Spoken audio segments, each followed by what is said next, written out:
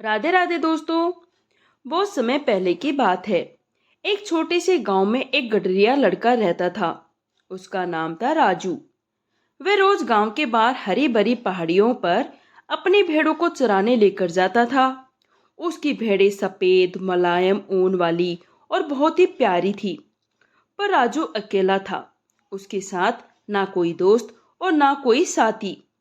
वह दिन भर बस अपनी भेड़ों के झुंड के साथ बैठा रहता, कभी पेड़ के नीचे तो कभी चट्टान पर बैठकर आसमान की ओर देखता। समय के साथ उसे ये काम उबाऊ लगने लगा। कोई बातचीत करने वाला नहीं, कोई हंसी मजाक करने वाला नहीं, बस भेड़े और वह। एक दिन जब सूरज अपनी सुनहरी किरणें फैला रहा था, राजू के मन में एक शरारती विचार आया। उसने सोचा, क्यों ना गांव वालों से थोड़ा मजाक किया जाए। उसे याद आया कि गांव के लोग अक्सर भेड़िए के डर से सतर्क रहते हैं, क्योंकि भेड़िए भेड़ों के लिए खतरा तो था ही। राजू ने अपनी आवाज को जितना तेज कर सकता था उतना तेज चिल्लाया, भेड़िया आया, मेरी भेड़ों को बचाओ। गांव वालों ने जब राजू की चीखें सुनी तो वे घबरा गए। किसान अपने हल छोड़कर, महिलाएं अपने बर्तन छोड़कर और बच्चे भी खेल छोड़कर सभी पहाड़ी की ओर दौड़ पड़े। उनके हाथों में डंडे, कुछ के पास पत्थर और चेहरे पर चिंता की लकीरें थी। वे पहाड़ी पर तेजी से चढ़े और राजू के पास पहुंचे, पर वहां ना कोई भेड़िया था और ना ही कोई खतरा। सबने चारों ओर देखा, लेकिन भेड़िया कहीं नहीं दिखा। राजू ने जब गांव वालों को परेशान और गुस्से में देखा तो उसे बहुत मजा आया। उसकी आंखों में शरारत चमक रही थी। गांव वाले समझ गए ये सब राजू की शरारत थी। एक बुजुर्ग गांव वाले ने उसे डांटते हुए कहा, ऐसे झूठ नहीं बोलना चाहिए बेटा। अगर सच में कभी भेड़िया आ गया तो कौन आएगा बचाने। राजू ने सिर झुका लिया, लेकिन उसके दिल में अब भी हंसी थी। अगले दिन वही पहाड़ी, वही राजू और उसकी भेड़ें। लेकिन अब वह और भी उब गया था। उसने फिर वही शरारत दोहराने की ठानी। एक बार फिर वह पहाड़ी पर खड़ा होकर जोर से चिल्लाया, भेड़िया मेरी भेड़ों पर हमला कर रहा है। गांव वाले फिर दौड़कर पहाड़ी की ओर आए। उनके चेहरे पर इस बार गुस्सा पहले से ज्यादा था। उन्होंने सोचा, शायद इस बार सच में भेड़िया आया हो। लेकिन जब वे पहाड़ी पर पहुंचे तो देखा सब कुछ शांत। राजू हंस रहा था, उसकी भेड़ें घास चर रही थी और भेड़िया तो दूर दूर तक नजर नहीं आया। गांव वालों को बहुत गुस्सा आया। उन्होंने फिर राजू को डांटा और चेतावनी दी, अगर फिर से झूठ बोला तो कोई भरोसा नहीं करेगा। मदद के लिए पुकारो तो सच में ही पुकारो। राजू को गांव वालों की डांट से कोई फर्क नहीं पड़ा। उसे लगा ये तो मजेदार खेल है, लेकिन नियति को कुछ और ही मंजूर था। कुछ दिन बीते।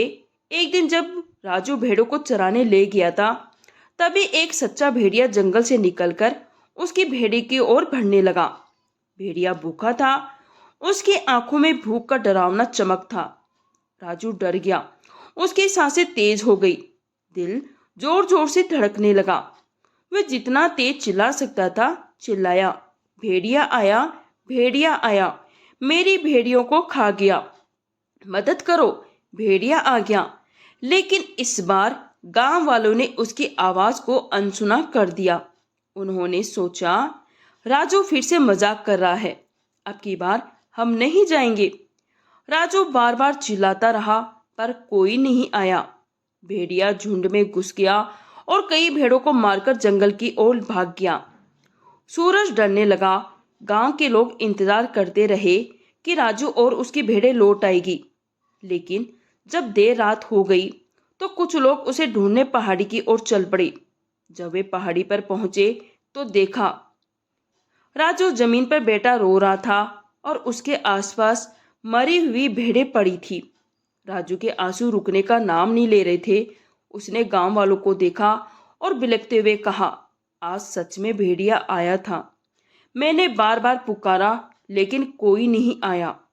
मेरी भेड़ें चली गई। गांव के बुजुर्ग उसके पास आए। एक दयालु बुढ़े व्यक्ति ने उसके सिर पर हाथ फेरते हुए धीरे से कहा, बेटा याद रखो, झूठ बोलने वाले पर कोई विश्वास नहीं करता, चाहे वह सच ही क्यों ना कह रहा हो। तुम्हारी शरारत ने तुम्हें ही नुकसान पहुंचाया। राजू को अपनी गलती का एहसास हुआ। उसने सिर झुका लिया और आंसू बहाते हुए माफी मांगी। वह समझ गया कि मजाक के नाम पर झूठ बोलना कितना बड़ा नुकसान पहुंचा सकता है। उसके प्रिय भेड़ों की जान चली गई और अब उसे अपने किए पर बहुत पछतावा था। उस दिन के बाद राजू ने कभी झूठ नहीं बोला। उसने गांव वालों को तंग करना छोड़ दिया और सत्य और विश्वास का महत्व समझ लिया। गांव वालों ने भी उसे माफ कर दिया। लेकिन राजू के दिल में हमेशा ये बात रही कि विश्वास को टूटने में एक पल लगता है और उसे फिर से पाना बहुत ही कठिन है। ये कहानी हमें सिखाती है, कभी भी झूठ का सहारा नहीं लेना चाहिए, चाहे वे मजाक के लिए ही क्यों ना हो। मदद के लिए हमेशा सच्ची बात कहनी चाहिए, क्योंकि एक बार विश्वास टूट जाए तो सबसे कठिन समय भी लोग आपकी मदद के लिए आगे नहीं आते। हमेशा ईमानदार रहे, सत्य बोले, यही जीवन की सबसे बड़ी सीख है। अगर आपको यह कहानी पसंद आई हो तो प्लीज़ लाइक करें, शेयर करें, कमेंट में अपनी राय जरूर बताएं। आपके विचार और आपकी प्रतिक्रिया हमारे लिए बहुत ही महत्वपूर्ण है, क्योंकि वे हमें और भी बेहतर कंटेंट लाने के लिए प्रेरित करते हैं।